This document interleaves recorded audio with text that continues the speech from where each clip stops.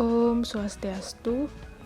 Perkenalkan, saya Jovita Amelinda dengan NIM 20110210027 dari Prodi Teknologi Pendidikan Universitas Pendidikan Ganesha.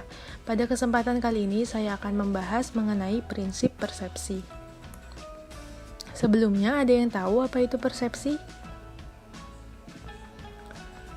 Persepsi adalah proses seseorang mengetahui atau menginterpretasikan atau menafsirkan sesuatu melalui organ panca indera.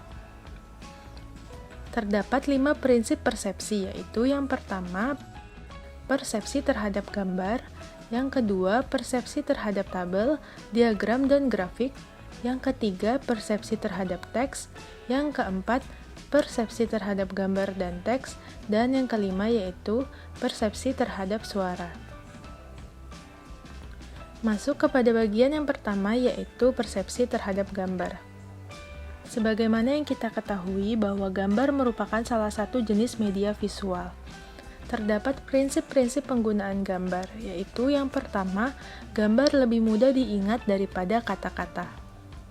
Silberman mengatakan bahwa gambar mungkin tidak bernilai 1000 kata, akan tetapi 3 kali lebih efektif bila dibandingkan dengan kata-kata. Gambar juga mampu memudahkan orang mengingat pesan, misalnya tentang gajah.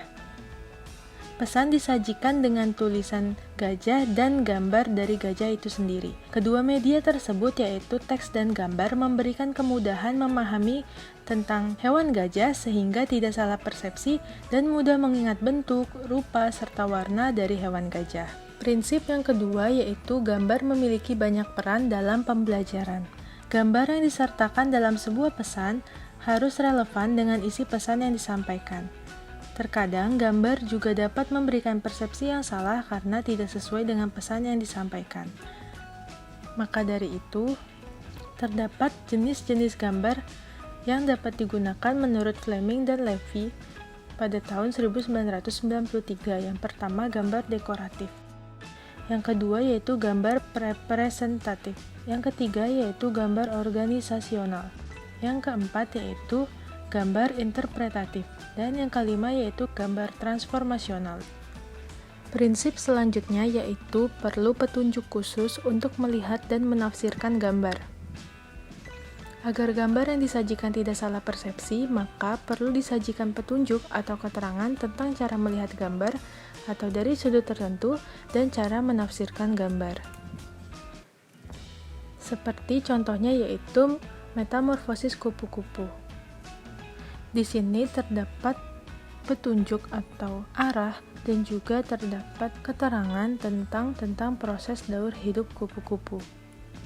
Selanjutnya yaitu gambar dekoratif harus efisien. Gunakan gambar dekoratif seperlunya sebagai salah satu penerapan prinsip estetika guna menarik perhatian pembaca. Contoh dari gambar dekoratif yaitu terlihat seperti yang sudah diberi tanda panah. Selanjutnya yaitu gambar representatif harus relevan. Gambar representatif harus mengandung bentuk, detail, ukuran, warna, dan konteks aslinya. Selanjutnya yaitu gambar organisasional menekankan hubungan temporal dan tata ruang. Gambar organisasional tujuannya membantu pembaca mengatur konten dan memahami hubungan antar gambar. Contoh dari gambar organisasional seperti berikut.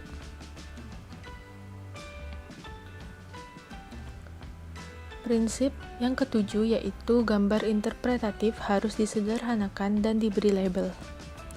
Gambar interpretatif adalah gambar untuk menjelaskan tingkatan yang kompleks dan rumit. Prinsip selanjutnya yaitu gambar transformasional harus cukup realistis. Gambar transformasional didasarkan pada asumsi bahwa hubungan dalam gambar yang banyak jenisnya dalam interaksi satu sama lain akan lebih mudah untuk diingat. Selanjutnya yaitu warna dapat menyalurkan dua tujuan pesan. Yang pertama, warna dapat menarik perhatian. Yang kedua, warna dapat memberikan bayangan tentang keadaan asli dari sebuah benda atau objek. Bagian yang kedua yaitu persepsi terhadap tabel, diagram, dan grafik.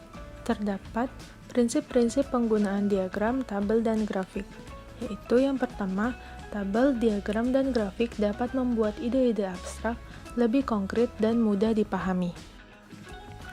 Yang kedua yaitu efisiensi dan akurasi informasi pada grafik dan diagram. Yang ketiga yaitu hindari grafik atau diagram yang rumit. Selanjutnya yaitu persepsi dan interpretasi diagram dan grafik. Dan yang kelima yaitu atur posisi elemen grafik. Bagian yang ketiga yaitu persepsi terhadap teks. Teks dapat mengkomunikasikan banyak informasi. Informasi tersebut disajikan melalui kata-kata yang disusun sedemikian rupa menjadi kalimat hingga membentuk sebuah paragraf. Prinsip-prinsip dalam desain teks yaitu yang pertama, persepsi terhadap teks tidak berbeda dengan persepsi yang lain. Pada tingkat yang paling sederhana, sebuah paragraf menyampaikan satu ide pokok. Selain itu, penggunaan garis bawah atau menebalkan kata-kata menunjukkan bahwa kata tersebut adalah penting. Yang kedua yaitu gunakan kontras untuk menonjolkan teks. Lalu yang ketiga yaitu atur tata ruang teks. Selanjutnya yaitu kemudahan teks dipengaruhi kompleksitas atribut. Selanjutnya yaitu persepsi terhadap teks dan gambar.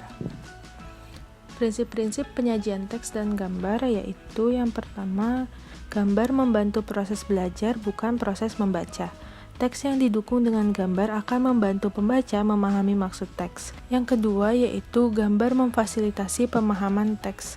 Secara umum, gambar yang terkait dengan isi mampu memfasilitasi pemahaman teks.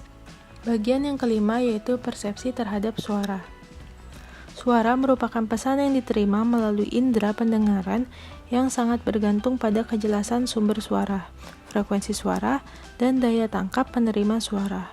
Prinsip dari suara yaitu yang pertama, suara harus terorganisir. Dengan demikian, suara keras agar dikelompokkan terpisah dengan suara lembut. Nada tinggi dibedakan dengan suara nada rendah, suara panjang dengan suara pendek, dan suara melengking dengan suara mellow. Yang kedua yaitu pidato efektif mengkomunikasikan ide-ide. Pidato yang memiliki power, pemilihan kata yang tepat, dan intonasi suara cenderung dapat mempengaruhi pendengar terhadap ide-ide yang disampaikan. Selanjutnya yaitu pidato bersifat abstrak. Kelemahan menggunakan pidato dalam pesan pembelajaran adalah audiens yang memiliki gaya belajar visual akan kesulitan karena tidak melihat teks maupun ilustrasi.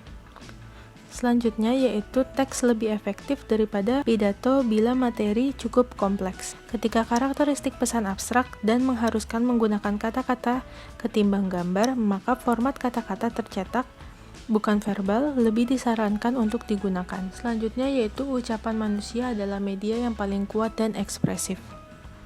Ucapan manusia adalah ekspresi yang paling kuat. Ini merupakan cara termudah bagi para perancang pesan untuk menarik emosi, membuat nada pesan lebih serius, lebih menghibur, membujuk, atau mencaci. Selanjutnya yaitu ketika narasi disertai dalam modalitas lain, hubungannya harus kuat. Kelemahan narasi adalah tidak dapat ditangkap dengan baik bagi siswa maupun audiens yang memiliki gaya belajar visual. Maka dari itu, dapat dilakukan penggabungan dua modalitas visual dan auditori yang memiliki keterkaitan yang kuat dalam menyampaikan satu maksud pesan. Sekian yang dapat saya sampaikan, kurang lebihnya saya mohon maaf. Akhir kata saya ucapkan terima kasih.